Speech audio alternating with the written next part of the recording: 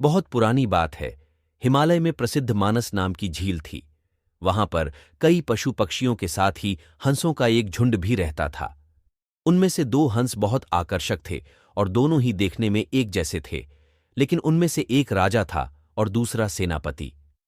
राजा का नाम था धृतराष्ट्र और सेनापति का नाम सुमुखा था। झील का नजारा बादलों के बीच में स्वर्ग जैसा प्रतीत होता था।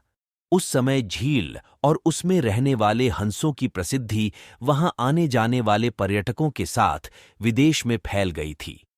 वहां का गुणगान कई कवियों ने अपनी कविताओं में किया, जिससे प्रभावित होकर वाराणसी के राजा को वह नजारा देखने की इच्छा हुई। राजा ने अपने राज्य में बिल्कुल वैसी ही झील का निर्माण करवाया और वहां पर कई प्रकार के सुंदर और आकर्षक फूलाएं के पौधों के साथ ही स्वादिष्ट फलों के पेड़ लगवाए।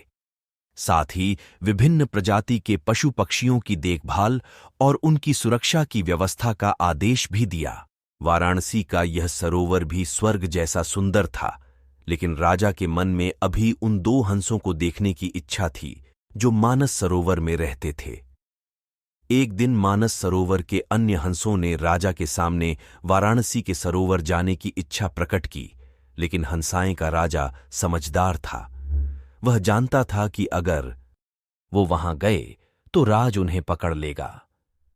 उसने सभी हंसों को वाराणसी जाने से मना किया, लेकिन वो नहीं माने।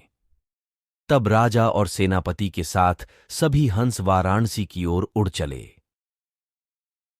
जैसे ही हंसों का झुंड उस झील में पहुंचा तो अन्य हंसों को छोड़कर प्रसिद्ध 2 हंसों की शोभा देखते ही बनती थी। सोने की तरह चमकती उनकी चोंच, सोने की तरह ही नजर आते उनके पैर और बादलों से भी ज्यादा सफेद उनके पंख हर किसी को अपनी ओर आकर्षित कर रहे थे। हंसों के पहुंचने की खबर राजा को दी गई। उसने हंसों को पकड़ने की युक्ति सोची और एक रात जब सब सो गए तो उन हंसों को पकड़ने के लिए जाल बिछाया गया।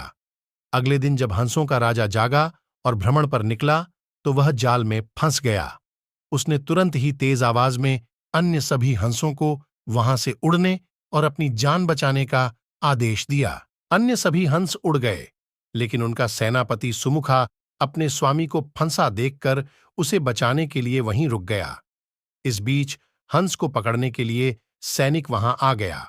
उसने देखा कि हंसों का राजा जाल में फंसा हुआ है और दूसरा राजा को बचाने के लिए वहां खड़ा हुआ है। हंस की स्वामी भक्ति देखकर सैनिक बहुत प्रभावित हुआ और उसने हंसों के राजा को छोड़ दिया। हंसों का राजा समझदार होने के साथ साथ दूरदर्शी भी था।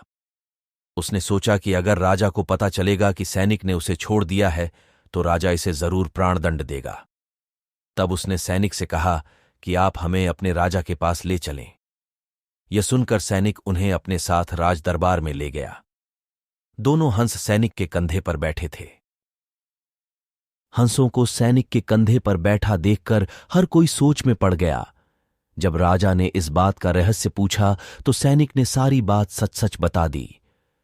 सैनिक की बात सुनकर राजा के साथ ही सारा दरबार उनके साहस और सेनापति की स्वामी भक्ति पर हैरान रह गया और सभी के मन में उनके लिए प्रेम जाग उठा।